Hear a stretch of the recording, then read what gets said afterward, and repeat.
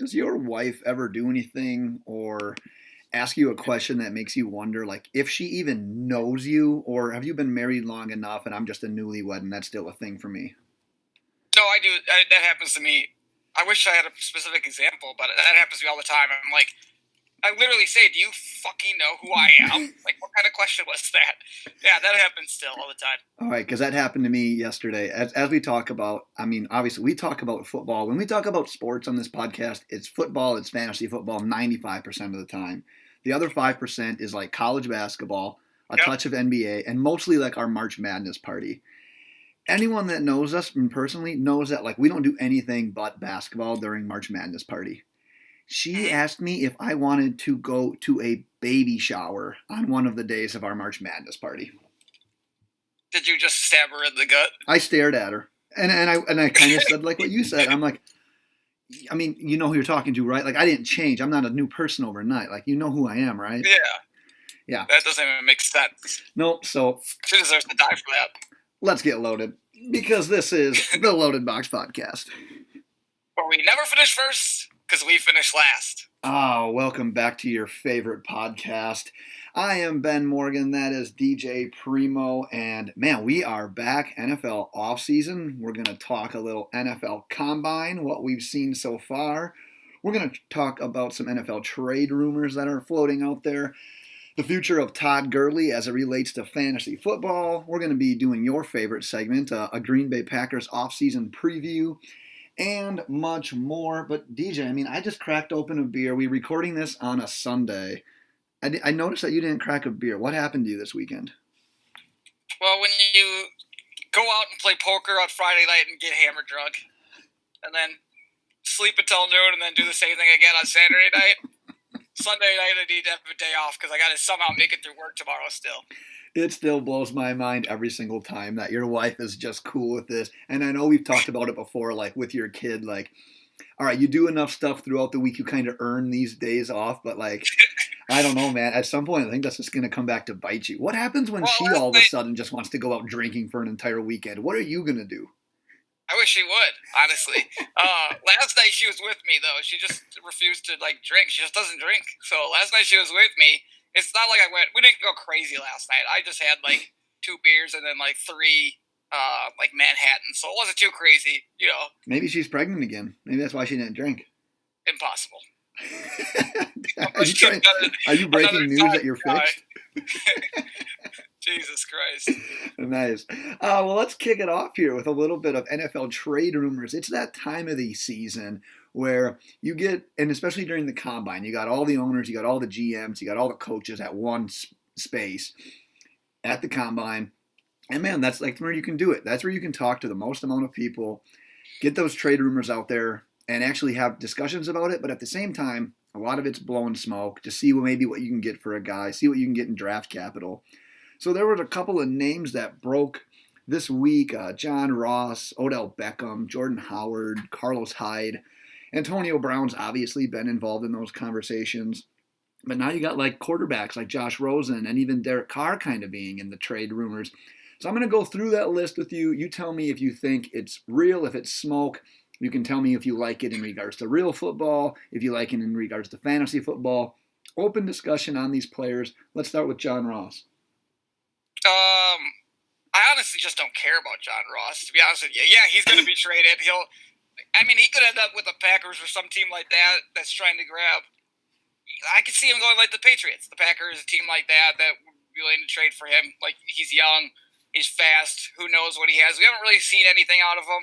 Right. He's not going to cost the team a lot of anything, so it wouldn't hurt to give a shot on it. Take a shot at him. If it doesn't work out, you could still cut him in the offseason. Cut him pre-season. Yeah, if you don't like what you're seeing. Yeah. I would say that he's a buy low candidate. I mean, honestly, if you could get him for like a mid to late round pick, he's 24 years old. Injuries have killed him. I mean, injuries killed him at the combine, and now injuries are killing him in the actual NFL career. But yeah, what a great buy low candidate. Like, I don't think either of me or you are high on John Ross in regards to real football, fantasy football, anything. But man, this is a 24-year-old like speedster. There's room for this guy somewhere in the NFL. I would make a play on this guy. Like, if the Bengals are willing to give up on him, I'd make a play. Let's talk about a little bit more of a better wide receiver, a little solidified guy here. Odell Beckham Jr., what do you got here? That's it. He's not getting traded. Let's say that you do draft a quarterback and he ends up playing at some point. You need to have the guy that he can just go to at any point. OBJ is that guy. Let's say that they don't draft the quarterback or Eli's still starting. If he doesn't have OBJ out there, they're going to throw 94 interceptions a game. He still makes a huge difference in the passing attack of this team. They just don't have a chance. If you traded OBJ away, you'd fuck your future quarterback and Eli Manning at the same time. That sounds kinky. Yeah. This is what scares me about the whole Odell Beckham thing. Because I think if I had to put money on it, I would say no, they're not going to trade him. But when you have a coach openly talking about how not quite sure how to handle this kind of guy, we typically always get coach talk from these guys. It's always by the book. It's never leading on to anything. He's willingly saying, I don't really know how to manage this guy sometimes. So that makes me think maybe there's a little something there. And if a team blows them away with an offer, I could see that potentially happening, but betting on it, I'd say no. But it's interesting. I don't think it's just as clear cut as a lot of people think it is. As DJ takes a drink of his rehydration. Yeah, I'm sorry. I gotta pull it together here. No worries. Recovery day. Recovery Sunday. Mm-hmm. How about Jordan Howard and the Bears? Jordan Howard would make a lot of sense to be traded because he didn't get used like we thought he would get used. I thought he'd get used last year.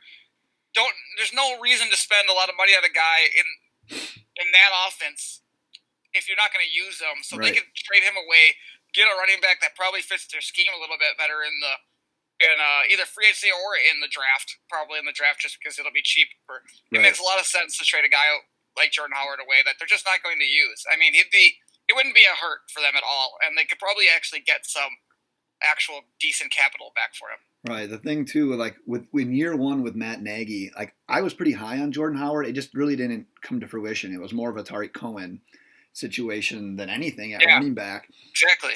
And I don't think Jordan Howard's a bad player by any means. Just like I said about John Ross, there's a spot in the NFL. There's a starting spot in the NFL for this guy. But, man, he falls into that placement for me, and I know you hate me for saying this, but, man, it's the NFL. It's running back. You can find another Jordan Howard. That guy is on not every college roster, but there's a lot of those kind of guys in this draft that you can easily replace him with. I'm not quite sure what you're going to get for him at this point, but if you can get anything, he just doesn't really seem like a great fit there. So I think there could be a little bit of fire to that smoke. I would maybe bet on that one going down. It depends on the running back you're talking about. You say it's Jordan Howard. You can't put Jordan Howard in the same sentence, I think, as a Le'Veon Bell or a Todd Gurley. Look how bad the Rams were when Todd Gurley couldn't get going. Right. Their entire offense changed when they didn't go revolve everything around them. That's fair. Le'Veon Bell, completely different. That's fair. Saquon Barkley, obviously, a whole other monster of running back. That's fair when you're talking about the elite guys. When you look at that tier 2, tier 3, that's where I really think that you can interchange those pieces and not miss out on that much. That's where I was going with it. I should have been more specific, I guess. Let's stay on that running back train. Carlos Hyde just got traded to the Jaguars during last season, and now there's talk about him leaving. What do you got here? I don't understand the Jaguars at all. Because I thought that Leonard Fournette was going to be traded to the Eagles, and now I don't know what's going on there. I mean, for fuck's sake, Le'Veon Bell could end up at the Eagles. Who would they have at running back if they got rid of Hyde? TJ Yeldon, maybe? Yeah, I don't know. I mean, Hyde's not, again, he's not a crucial. They literally only brought him there last year for insurance for Le'Veon Bell. He was just a guy that they could use for Leonard Fournette. Yeah. It's a guy they could use like Leonard Fournette, just a hammer, just smashing into guys, but didn't really need him. I don't know. I have no idea. It makes sense to trade. Again, who's going to trade for a guy like Howard or Hyde? It's going to have to be, for Hyde especially, that'd be you're going to get a 7th round or a compensatory pick out of that, but it's not going to be anything great. Yeah, you're not going to get much for it. And you said it perfect. The Jaguars are just so confusing because, wasn't Fournette on the block. Now Hyde's on the block. They're talking about maybe putting some of their defensive linemen on the block. They have this, great defense, and all of a sudden here I thought like, well, you could maybe add a couple pieces to what you already have and try to win now. I don't want to call it a super weak division, but like a division that seems to be up in the air every single year that they could compete in. Now all of a sudden it's like, well, if you're going to trade away all these pieces and not try to make it happen with that defense that you have now, maybe you draft a quarterback rather than going for a guy like Nick Foles. This entire offseason, I've been saying, add Nick Foles, make a run at it, see what happens. Now I'm just like, okay, well, if you're going to trade all these pieces, draft a quarterback. Just play for the entire future that way. I don't get what they're doing.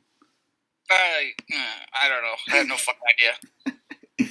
Let's move on to Antonio Brown. Even though we talked about him last week, I wanted to bring up a couple of the new things because I thought it was fairly funny that he was coming out and saying, I don't need football. I don't even need to play football. He's talking about Big Ben, how Roethlisberger said he needed to run better routes. And then AB classically said, you got to not throw it to a defensive lineman. I thought that was pretty damn funny. And then you've got Larry Fitzgerald coming out and saying, I don't think Antonio, he's a great guy. I don't think he knows how good he has it. He shouldn't be going about it this way. I think what this is kind of doing is Antonio Brown's kind of killing his own trade market right now. I know that you're at the end of the day, you're going to take the talent over whatever he's saying and whatever the personality is. But if he wants out of Pittsburgh, he's doing all the wrong things because he's just making himself less appealing to these teams, therefore kind of increasing his chances that he stays with Pittsburgh because Pittsburgh's not just going to give this guy away. That's why I'm really confused with the strategy AB's taking right here. He's basically saying, it's their fault. I'm taking no blame. I don't even need football. Peace out. Like, does this guy not have a fucking PR guy? Like, just shut your mouth or say this. Like, I think he's his own PR guy. The Donald Trump of football, he thinks he's gonna go by a script and just start saying the dumbest shit ever, and then it's just all downhill from there. I don't understand how he doesn't get filtered. Like, he just can't handle himself, and he just starts spewing stupid shit. I don't get it. Where did this guy come from? How did Antonio Brown turn into this? How did we get here? Money changes a man. I don't get it. I don't know where he'll end up. Where he'll end up anywhere. Does he? If he doesn't get traded, does he just like retire? Yeah, that's the thing too. It's like, okay, I didn't get traded. I already have this bad blood. I'm already calling out my quarterback. Like, I know at the end of the day, these guys can put that kind of stuff behind him, but we just saw Le'Veon Bell not put his contract behind him. So does Antonio Brown stick to his guns and say, oh, I actually don't really need football. I could retire today and just do my own thing. Yeah, retire until he's off contract, then come back. Yeah. Of course, Palmer style. Let's finish up the trade rumors with a couple of quarterbacks. Josh Rosen, I was reading a report today that says like there's a common consensus that there's people out there now in the top 10 saying we're not even going to have a chance at Kyler Murray because he's going number 1 to the Cardinals. Whether it's smoke, I don't know. No one will ever truly know. And then so obviously if you bring in Murray, you're likely dealing Rosen. And then the other quarterback situation would be Oakland and Derek Carr. Rumors about his name being floated out there. Which one of those two would you think would be most likely to be dealt this offseason? Josh Rosen's not getting traded. He's not getting traded. Kyler Murray is not going number 1. Josh Rosen's not getting traded. They have the worst offensive line in like NFL history, the Arizona Cardinals. The worst ever. So what good is it going to do to bring in another quarterback to run around and get murdered behind this terrible offensive line? It doesn't. Cool. He's going to have bigger losses then. Awesome. So is everybody else in the NFL. That's not going to happen. I just draft offensive linemen. They really need people up front. It would be dumb of them. You don't just draft a guy last year and then just trade him away after playing behind the worst offensive line in the history of the league. Derek Carr is much more likely because John Gruden's a fucking wild card. He seems like to be like a little bit of a loose cannon where I could see. I'm actually going to go opposite though of this just because I just don't know what the trade market is right now for a guy like Derek Carr. A couple of years ago, he's an MVP candidate until he gets hurt. He comes back, and he just doesn't look comfortable in the pocket whatsoever. He makes questionable decisions. He also hasn't really had that many guys to throw to outside of Amari Cooper, and Oakland sort of looked like they were on their way to ruining Amari Cooper. Well, he got saved by Dallas, obviously. But I just don't know what the value is for Derek Carr right now, and I don't think that you would trade him away for nothing. Like, I think you'd want to get too much, and I just don't know if there's a team out there that would be willing to do it. So I guess in the situation between Murray Rosen and Carr, I would probably say that Rosen's more likely to get dealt. Strong disagree. Because you've seen already that Derek Carr can play in the NFL for sure. He's still very young. He had great last 5 games in the NFL season last year. Had that MVP season before. He's an NFL quarterback. Somebody would make a huge trade to get somebody like Derek Carr on their team. Probably the Dolphins. Somebody stupid like that. But Josh Rosen hasn't proven or shown anything, and he's just you don't know what you have out of him with Derek Carr. You've actually seen him play in the NFL and know that he can. That's the thing with Rosen is it's like the whole Jared Goff thing. Jared Goff did not look good as a rookie, and you can make the argument that Rosen obviously didn't either. But man, what a coaching change can do, what a year of experience can do, and just turning you into an average to above average quarterback, kind of like what Goff has seen happen. Rosen has the tools. I don't think there's any fighting that. I was a little shocked by his completion percentage. He didn't throw nearly as for high of a completion as he did, but like you said, I think he was running around a lot. He didn't have the protection. So who would I rather have? I'd actually rather have Rosen than Carr. Maybe that's probably influencing my answer, though, a little bit. Because I'd rather, if the Dolphins are going to be the team, I would take Rosen over Carr. Yeah, I do like Rosen, but I've seen, when you're looking at it business-wise from the NFL aspect, you've seen Derek Carr play. Yeah. He can play. Right. Let's transition to more of this year's rookies with the NFL Combine. Let's start with Kyler Murray. Came in that he ended up being right around 5'10", where everyone thought he was going to be, and then he listed at Oklahoma at about 170, and he comes in at 206. Does that change things for you? For me? Yeah, where you would rank him, how you view him as an NFL prospect. Not really. I know that your biggest thing was he was too skinny. You're worried about him getting thrown around. But like you said, he didn't run in this in the combine, so you didn't get to see any of that. What did his hands coming at again? Was it 9.5 inches? I know that his hands were a big issue. Yeah, I don't remember what his exact size was on that, but I wonder how big my hands are. What's at what point is the cutoff that it's you just can't throw a football? Your hands are too small. That's the average. How many inches are my hands? And at some point, your hands are too small to throw a football, right? They have to be. You can't. I remember running around and playing flag football, and once my hands start to sweat, I can't even grip the ball anymore. But can't that be don't you think that could be? I've always wondered this. You've seen it out of a couple of quarterbacks, but don't you think a glove could fix that issue if their hands are too small? You'd think so, and then that kind of like what Teddy Bridgewater does. He's kind of a glove thrower, So, I don't know. I'm not going to be high on Kyler Murray one way or the other just because of his height, and I don't know what to think about him right now. This whole 5'9.5", 5'10" thing is throwing me off. It's just getting shorter and shorter. So is it gonna continue to go this route? Are you gonna see more athletes coming up through college football that are quarterbacks that can just run around and make crazy plays that are 5'9"? Who knows what you're gonna see? It's slowly happening because I don't think you were on the podcast. I think it's when I talked to Mitch. 5 to 7 years ago, Kyler Murray's not being drafted as a quarterback. Exactly. Now there's talk about him going number 1 overall. The game is changing. It's just kind of happening year by year, piece by piece. It's the Russell Wilson, it's the Drew Brees, it's Baker Mayfield. That's what's kind of opening the door. If Baker Mayfield would have struggled this year, I think that impacts how Kyler Murray's looked at in this draft. But Baker Mayfield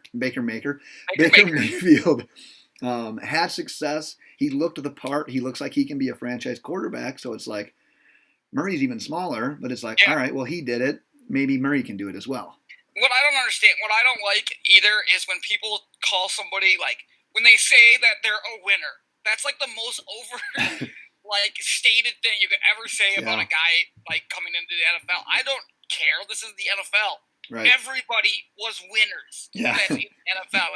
If you were starting at any position, you're more than likely a winner, especially at a quarterback position, because they just go through high school winning, college winning. Mm-hmm. Fucking Tim Tebow was a winner. He was garbage in the NFL. Still my favorite winner of all time. So when I hear people say Murray is a winner, am I just biased? That's a cop out. Fuck that guy. I don't want to draft him. That is a cop out answer. That's all that is. It's the guy's a winner. Know, Like everything inside me when I hear somebody say, "Oh, this guy's a winner," it's like, okay, this is not fucking college football here. Yeah. This is the NFL. The thing that I hated most about Murray not participating in the drills is, one, he put on 36 pounds. I wanted to see what he would run because I think he'll probably end up running at his pro day, and he'll probably shed some of that weight if they don't need to reweigh him. So I'm betting that he'll still run really fast. I mean, he'd probably still run fast at 206. 206 isn't heavy. But what really upsets me is not throwing the ball either. There is, in all these drills that I'm watching anyways, there's no defense. If you're going to have the label of potentially being a first-round quarterback, maybe even the first quarterback, what are you scared of throwing to people without pads on with no defense? Like, why aren't you throwing? But he's so hyped that he could ruin his draft stock by throwing, right? Well, but why are you that bad? Like I can go up there and throw to people. You know what? Maybe he's actually not that good at throwing to wide open guys. But when he's doing his pro day, he's throwing to guys that he knows and he's comfortable with, that they can set up and put in perfect conditions that he needs to be in. At the combine, you're not as used to the guy's speed. It's a completely different setup. So why hurt your chest when everybody's already saying he could be number one? Why do anything? I would do the same fucking thing. I'm not gonna come out here and do anything. I'm gonna make sure I set myself up for perfect conditions at the pro day, so people still talk about how good I am. But here's where I would maybe disagree with that or counterpoint it. Even the analysts on TV are educated and know well enough that it's not always about the completion when they're talking about these quarterbacks. The drills that I was watching, they wanted the ball to be complete, but like on these out throws, they wanted to be like damn near a toe drag catch every single time, just because it was only the receiver that was going to catch it. Like the defensive back wasn't in play. So even if the receiver got his hand on it, the analysts were like, great throw. That's exactly what you need. Even the deep balls, people were launching them out of bounds, and like there were analysts like, that's perfect. Like he looked good. His footwork was good. He threw with no issues, no hitch in his delivery or anything. Like they don't even care sometimes if it's completed. That's why, I don't know, maybe I just want the entertainment value out of it. I see Kyler Murray, but fuck that. No. All right. If I'm getting hyped like that, I'm like, nah, I'm good. If I'm already it's safe. already talking about me being the number one quarterback, then why even go in and do anything to affect that? That's safe. I can't disagree too much, but I want to. Should sit out the rest of the year, right? Because he can't do any. The only thing he can do is get injured to ruin his draft stock at this point. It's the same situation, in my opinion. Yeah. Let's move on to probably the freak of the draft, DK Metcalf, wide receiver out of Mississippi. Runs a 4.3 340, which is the fastest ever at the combine by a guy that weighs 225 pounds or more. He puts up 27 bench press reps, 40.5-inch vertical. The dude was a machine. Everyone saw the picture of his 1.6% body fat. What do you think about DK Metcalf here?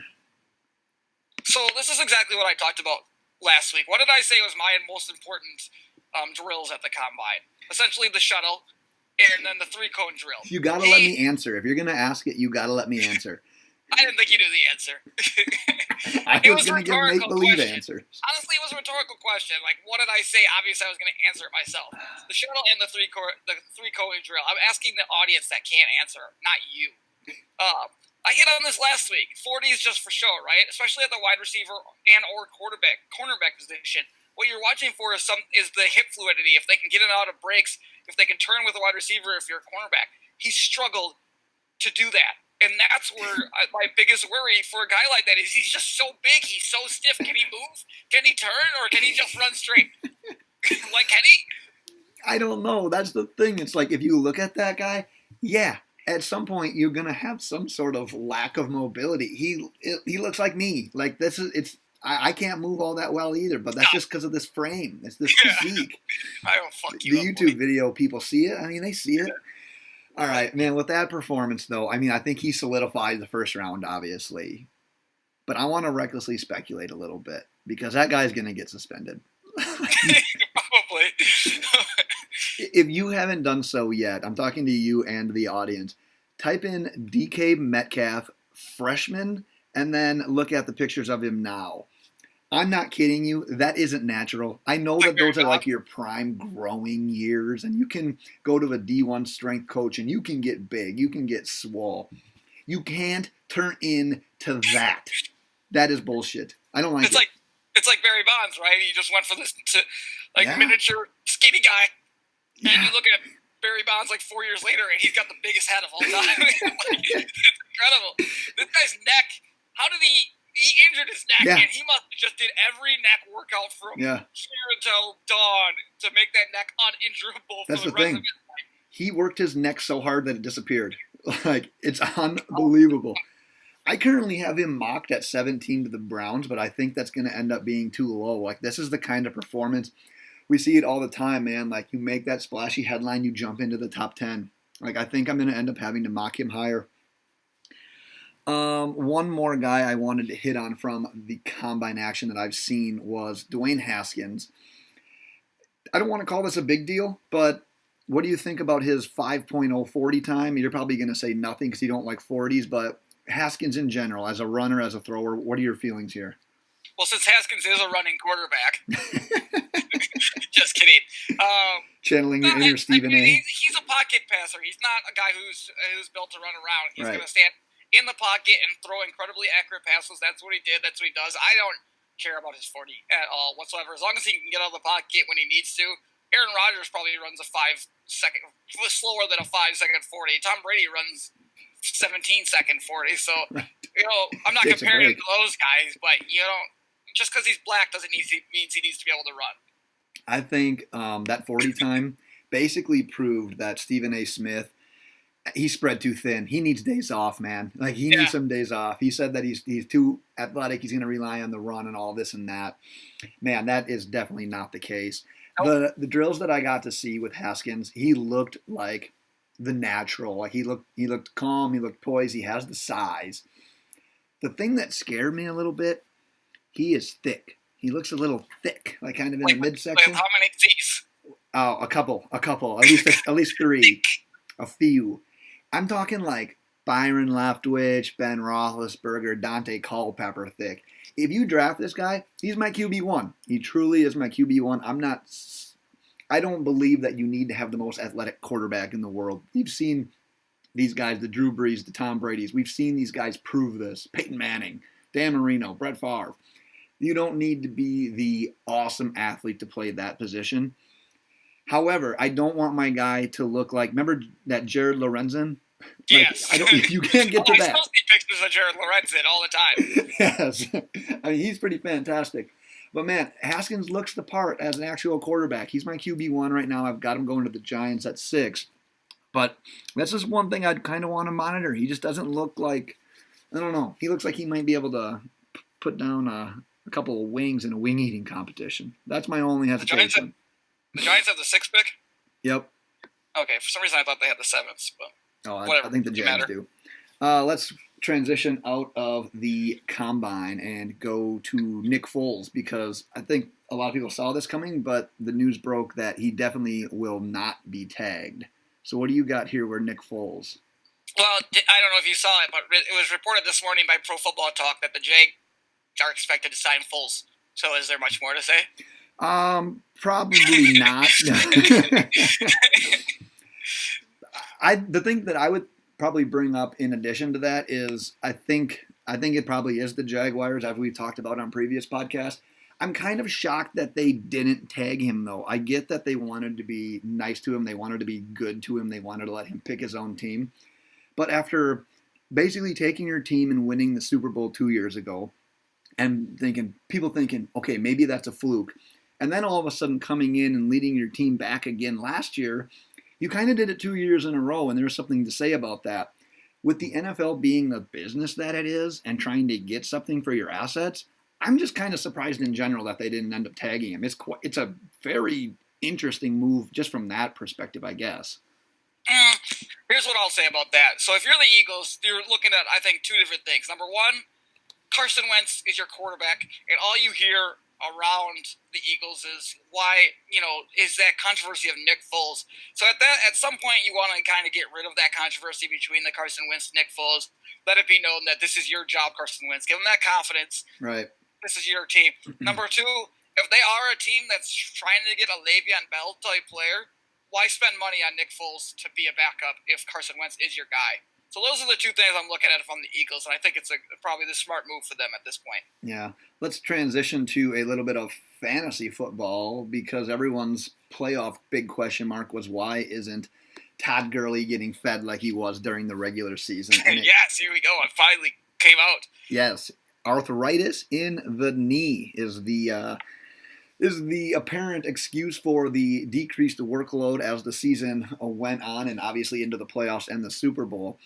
So let's just hypothetically say that you are a Todd Gurley fantasy owner in Dynasty. Are you hanging on to him? Are you trying to trade him? What would be your strategy right now if you were the guy that had Todd Gurley? What is arthritis? Can it go away? Is it something that can be fixed? I think you take a leap, right? Doesn't arthritis literally just, it's something that you always have and then it essentially can just get worse, but you can control maybe? But yeah. I don't think arthritis goes away. I think you need CBD oil. I've been hearing a lot about that. I think they should CBD oil. So, you know how, that's hilarious because CBD oil is the big rage. There's this pizza place, or not pizza place, there's this movie place by me. Yeah. That took a turn. Yeah. It went from a pizza place to a movie place. Well, it has a pizza place inside the movie place. It's called Family Video. You know how those are basically going extinct, just movie places. Blockbuster doesn't exist anymore. Yeah, I've got a theory as to what they are. In order for them to stay relevant, yep. They have a sign. They do movie and then they have pizza. They have a sign on their window that says, "We sell CBD oil." It's what is that? What does that have to do with movies and pizza? Nothing. They're just trying to get their hand in so many different areas to try to be relevant that's just not a good sign. I am convinced that any Blockbuster Family Video type place that is still open, they're not making money off of that. It is a drug laundering. It is some sort of laundering business. You're not making it because every one of them now has a pizza place attached as well. Every one of them. Yeah, and I just love that they added "We sell CBD oil" here. That's pretty fantastic. To get you to walk in here and buy something. Jesus Christ, you're getting desperate. Yeah, maybe you'll want a piece of pizza and some CBD oil with your movie. Who knows? Exactly. But back to Todd Gurley. He is only 24. 24. Yep.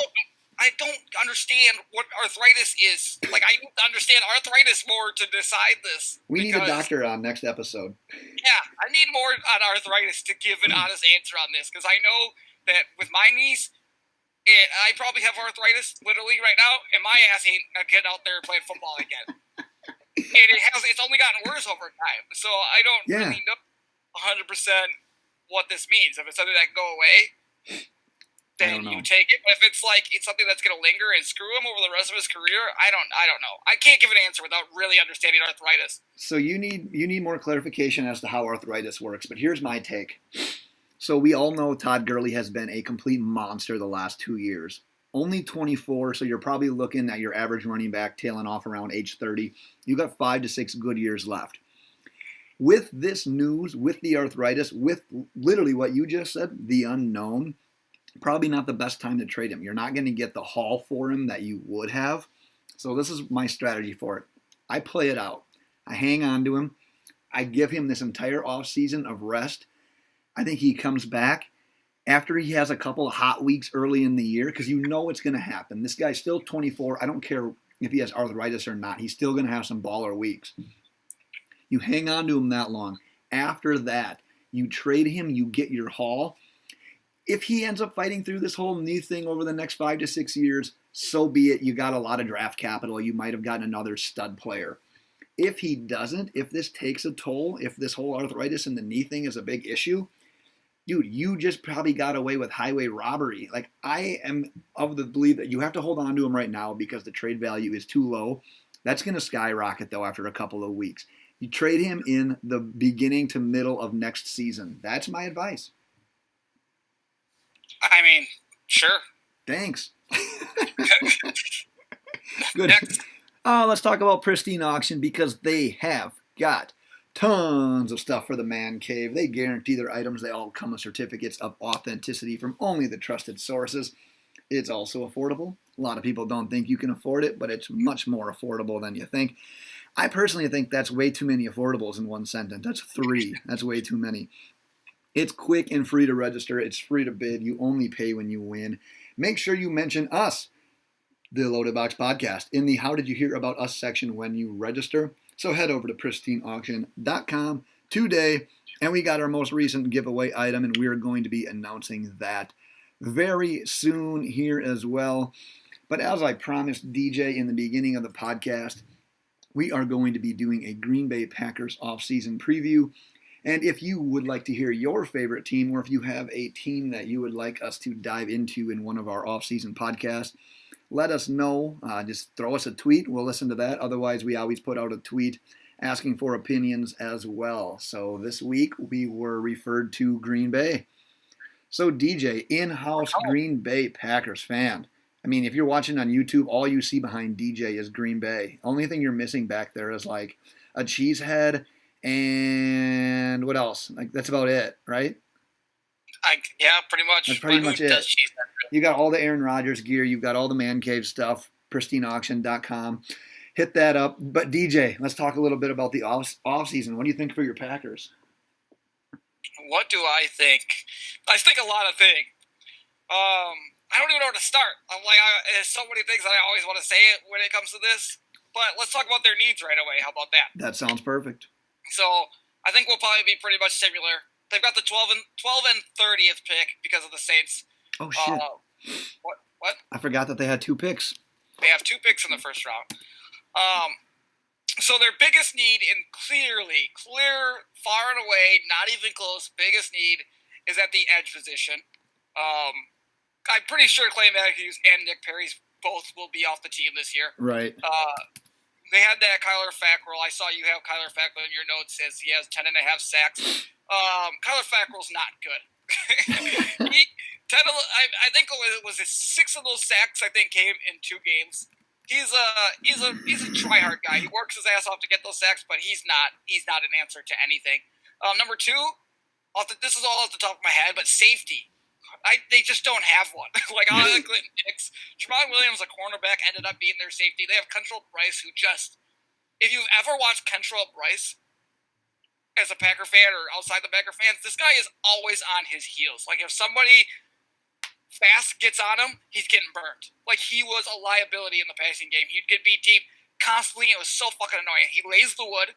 He's great at coming up and just smoking somebody, but he cannot cover. He just can't cover. And then that offensive line, I put guard, but offensive line in general, they need to add some depth. And Justin McCray needs to be replaced. So those are the 3 big areas I think that kind of come up in my mind. Yeah, I'm like you said, I'm right with you. I had this same exact 3: edge, safety, and offensive line. Because, yeah, outside of Kyle Fackrell, you mentioned the 10.5 sacks. Kenny Clark was second on the team with 6. And Kenny as Clark's you know, the man. What'd you say? Kenny Clark's the man. I just wanted to add that. Okay, he can be the man, but he's rushing from the inside. And that's great if you can get pressure from the inside. But, man, this day and age, you want those edge rushers as well. So that'd probably be number 1. Right there with you on safety as well. I like safety and free agents this year because you're looking at Earl Thomas, Landon Collins, and Tyrann Mathieu as the top 3 right now. It's no huge secret. Earl Thomas has wanted to go to Dallas since he was 8 years old. I think end of the day he probably ends up going there. I think that opens the door for Landon Collins to Green Bay. And while he's not the big ball hawk, he's not the big play in the passing game kind of guy. He is the sure tackler. He led the Giants with 96 tackles last year in 12 games. Led the entire damn team. Every other year in his NFL career, he's had over 100. I'm pretty sure he's had over 100 in every other year. And like I said, though, he's more of a box safety. He's only got 8 career interceptions in 4 years. But I think that is a game-changer move. If they've got the cap space, that has got to be a huge thing. I like edge in the draft, and then I like secondary and free agency.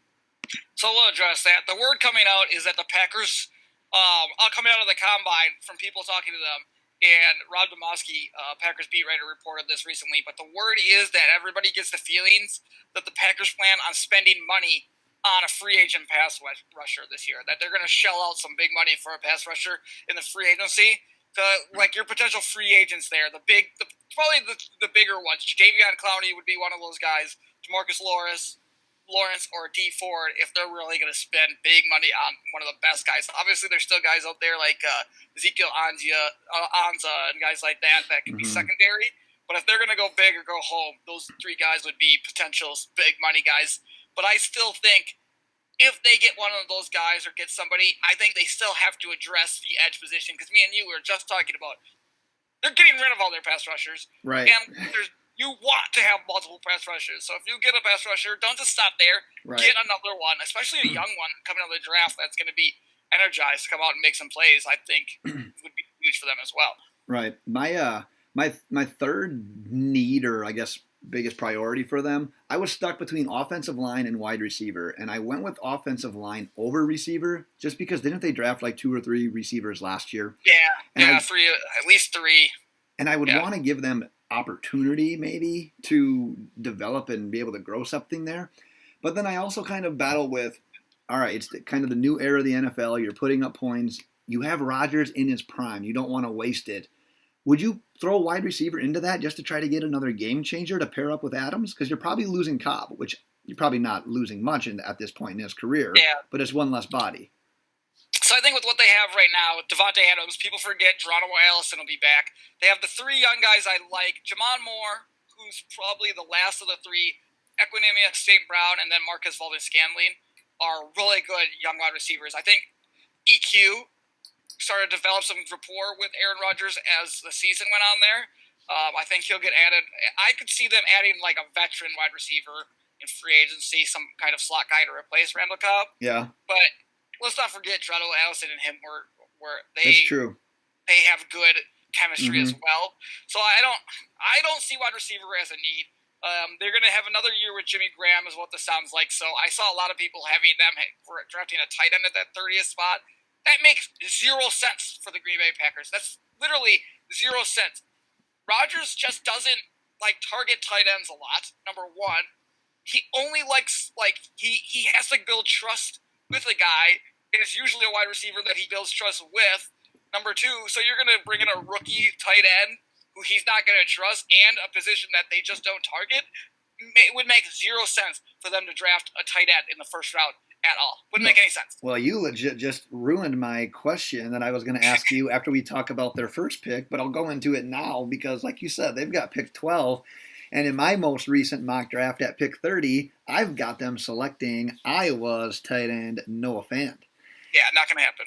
Here's why I like it, though, because the word is that Graham is going to be back, and I think Graham is a shell of himself. I think he has been. I think he's had a couple of nice years in Seattle where he was basically a red zone target, red zone monster, and his numbers were pretty inflated because of that.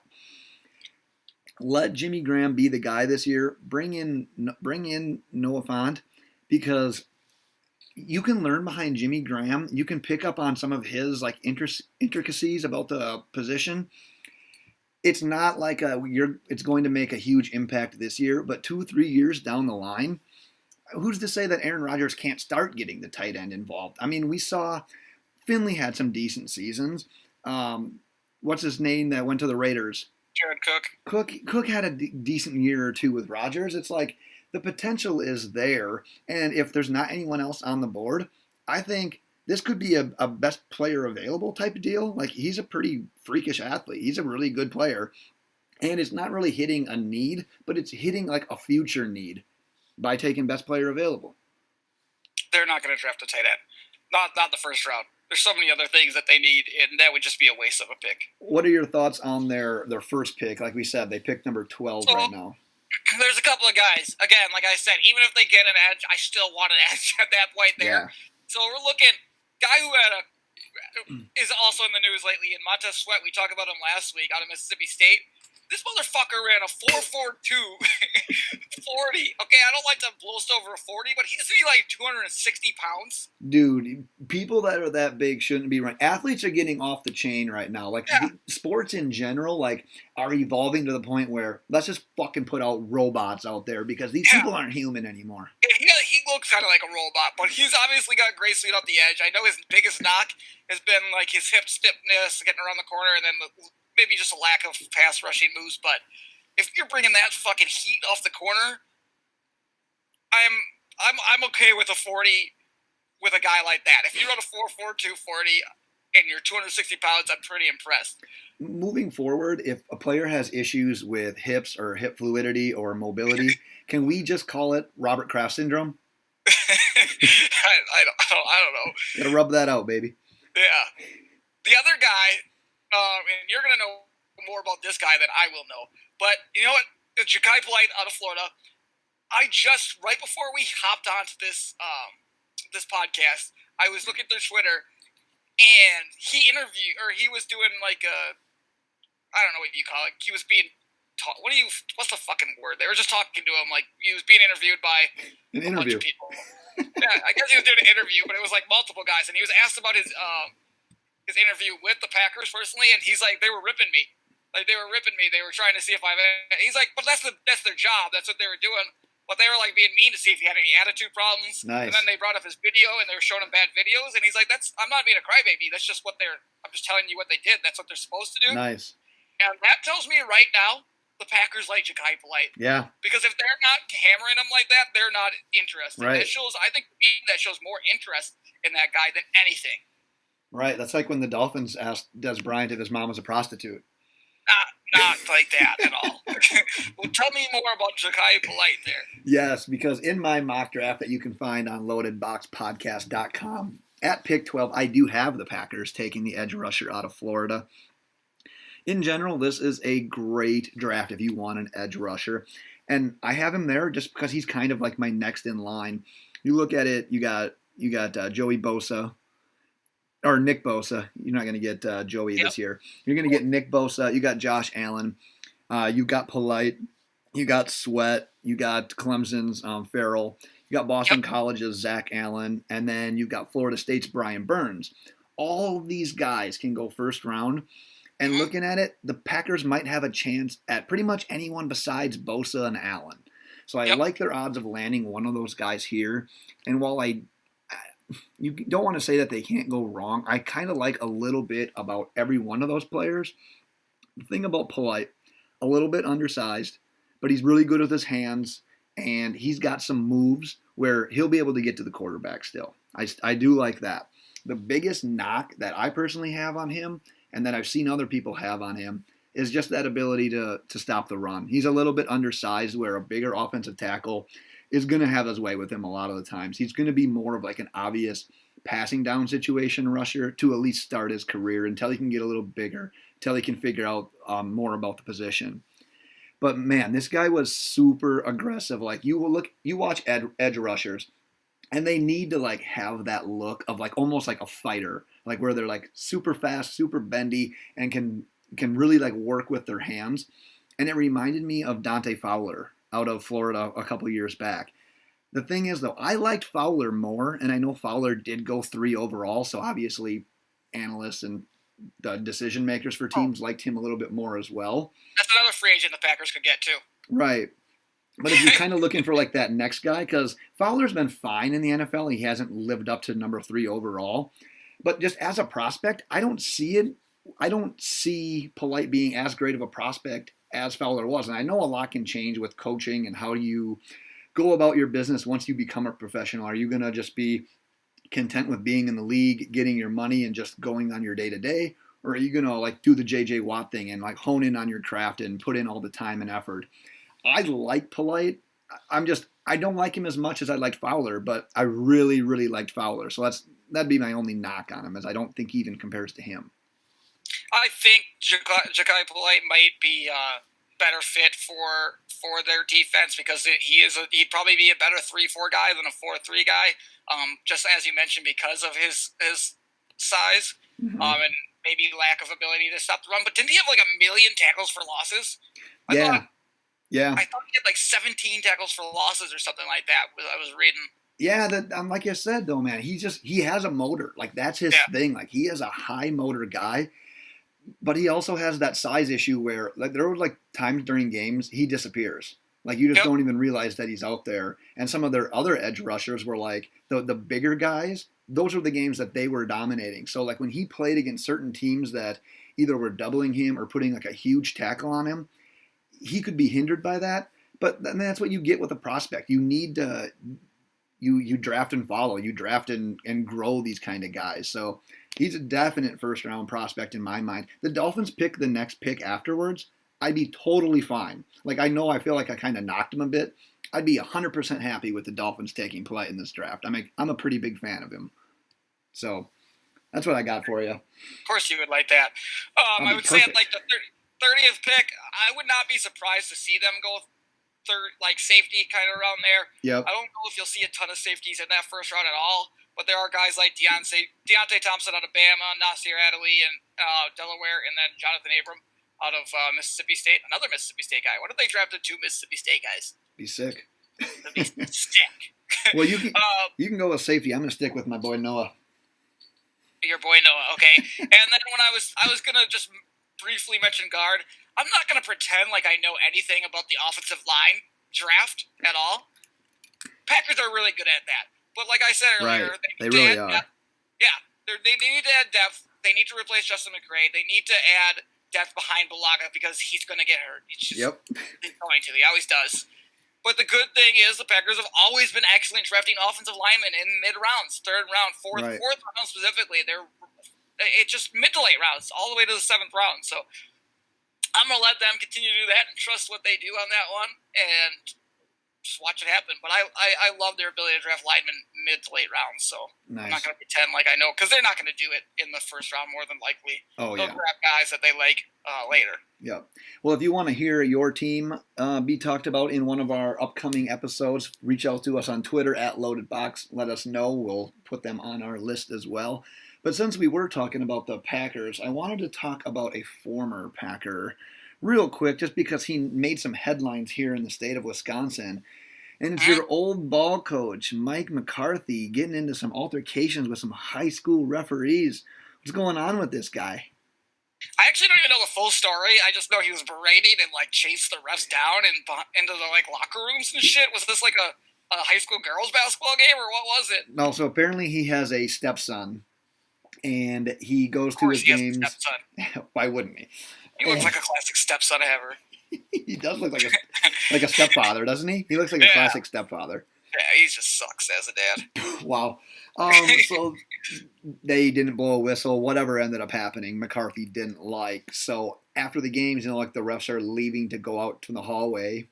McCarthy basically walked down the bleachers, followed them, and was yelling at them, apparently swearing, giving his thoughts on it. The refs were trying to ignore it, but he kept following them, and they ended up putting a complaint in, saying hey, someone's parent, this asshole Mike McCarthy, was berating us and yelling at us about a call.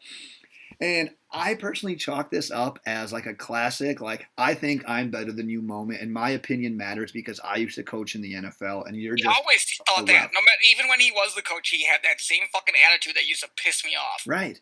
But he was owed something because he somehow got lucky to get the best 2 quarterbacks ever. No kidding.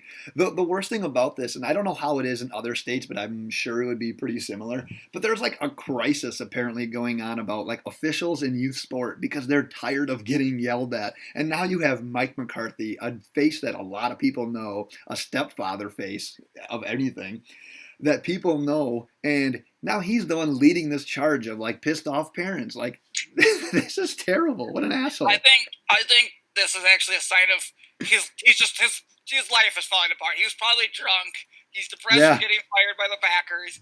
He's berating refs. This is where you see it just go down a fucking rabbit hole for him. It's just that's the only thing we're fired, and he's just gonna fall apart. He's gonna be living on the streets before you know it. The only thing we're missing is the flask coming out of his pocket as he was walking down the bleachers. That's all we're missing from this story. Yeah. I have to bring it up then because I feel like you got a little bit of an anger issue every once in a while. I mean, you're not too straight-laced always. So once your son becomes to the age where it's organized sports with referees, how are you going to handle it? Are you going to be cool, calm, and collective, or are you going to be that guy? Yelling at refs? Yeah. Oh, yeah, I'll yell at the coach and the refs. The coach. I'll yell at anybody who I don't think's doing it right. I don't give a fuck. I'll definitely yell at refs, though. No problem. I know that it's I see all these people posting articles, and like you said, it's an epidemic of, before you yell at the ref, let me tell you about my dad. And it's like articles written by kids. Like, get this shit out of here. That's so Anybody funny. can be yelling at any time. It happens. It's I America. love it. I'm going to take trips down to watch your son's games just to watch your reaction. Like, I'm not even going to tell you that I'm going. I'm going to sit on the other side and I'm going to record it for the podcast. So, just talking about the McCarthy thing reminds me of something I was going to bring up to you. So, I don't know how many of our listeners are Shameless fans, but I had a classic. I work at a financial institution, and a classic Frank Gallagher situation came up. So there's this Alcoholics Anonymous place, and somebody has been giving them counterfeit 20s. And I'm like, well, why would it's donations, right? So it didn't make any sense. Why would you give a counterfeit 20? You're just not giving it anything. Like, you're not helping it out. Come to find out, this guy was coming to AA, giving counterfeit 20s, taking $18 out, so it was like a $2 donation in an AA class, like Frank Gallagher scheme to the core. That is terribly fake 20s. Put that into the bowl and then trade it out for. They're basically funneling, or what's the word when you basically embezzle money through another company. That's what they're essentially doing. Desperate times lead to like creative solutions sometimes. Yeah, like this guy is innovative, but it always makes me wonder, like, okay, this alcoholic, he's doing this, he's making 18 a pop. That's probably what? You can get a 30-pack for $18. That's not a bad deal. Just think if some of these people would put their thoughts and creative ideas into something productive. They might not be in that situation. But it's funnier this way, so I like that you brought it up. Yeah, it was great. I was like, wow, that is Frank Gallagher move to the fucking core. Right. I actually don't even want to bring up this next topic, but I'm going to just because it's alleged America's team, and for some reason the internet and TV thought it was the biggest deal in the world that Jason Witten, former Monday Night Football broadcast booth member, is rejoining the Dallas Cowboys. Do you have a single opinion or thought on this guy? I think it's incredible that he's so criticized and so bad at announcing that he'd rather go back to football where people are criticized the most. Yep. Like, he was so bad at announcing. He's like, I can't take this criticism. I'm just going to go back and play football. He can hide amongst 52 other guys on a football team, whereas there's only like 3 in Monday Night Football. You can't hide as well. Here's my theory on it. He's not the 80-catch, 1,000-yard tight end that he was in the middle of his career. If he hits 50 catches, 500 yards, and 3 touchdowns, that might be the ceiling for this guy. And for anyone wondering about him in fantasy football, as DJ says about every tight end basically in the NFL, save your pick. You don't need to be drafting this guy. Like, I know it's a long ways from fantasy football season, but just don't even let that thought enter your mind. Like, I agree exactly what DJ said. It's easier to hide amongst 52 people than it is 3. I love watching. Like, I like to just troll people on the Twitter, and when they talk about like tight ends, I saw somebody recently like, it is imperative that you get an early round tight end. It's like Rob Gronkowski was a high pick as a tight end, ended up being garbage for most of the season because he was injured or just not healthy. He looked like a different. And then Eric Ebron, who wasn't even drafted most of them, was like the best tight end in fantasy football. So I just all I just do is like comment on their stats, be like, ha ha ha, tight ends, like fuck tight ends, dude. Like, shut up, stop with that tight end shit. Jordan fucking, or what's his name out of OJ Howard was one of the best tight ends in the league, and he missed half the season. Yeah, and he was like one of the last tight ends being picked in fantasy drafts. All you should do is like comment with like an Eric Ebron gif of him dropping the pass while in Detroit. Should. Exactly. I love it. I will always troll. I'm sure I probably make so many other podcasts hate us because I will always troll somebody if they're talking tight ends. He truly will. I'll come after you. I saved quite possibly my favorite topic from this week in football for the very end. And it was the fact that Johnny Manziel was released and kicked out of the Canadian Football League. Can I give my theory here first? Sure, I don't care. Do whatever you want. Thanks. Johnny Manziel, Tim Tebow, Colin Kaepernick. Oh my God. AAF collision course. Make this happen. If you get all 3 guys in that football league, I will buy season tickets to all 3 teams. I will quit my job and I will go to every single game, that would take over the NFL for me. Who says no? Well, Tebow already did. Yeah, it's because he's going to be a Met. He said he's committed to baseball. Menzel, I think he must have been kicked out on purpose, right? He must have got, because he wanted to play in the AAF once it came back, or once it was announced or it was official. Yeah. Like, I can't handle this Canadian Football League shit. There's a football league down there. Right. He did something on purpose to get kicked out. There's no way that wasn't calculated. Had to have. I don't think I told you this yet, but I made my first ever AAF bet last night and won $10. Right. What'd you make it with? Like online? A mutual friend that we may have. Another AAF supporter. Because DJ, to my knowledge, is the only one that doesn't like the league. Yeah, I'm the only one that doesn't like the league. The league that almost went bankrupt 2 weeks in because they couldn't pay anybody. I like how they couldn't pay anybody, but I made $10 off of them. Exactly. It's ridiculous. Are they playing today? Yeah, there were games last night and today. Today's Sunday. I don't even know because I don't see it. The only person I see tweeting about it is our boy Ben Albright. He's all over that fucking league, and it makes me so angry. Oh, I love Ben. We should have him on again. Just only talk about AAF, and then just have you yell at us. Yeah, just fucking yell at you guys.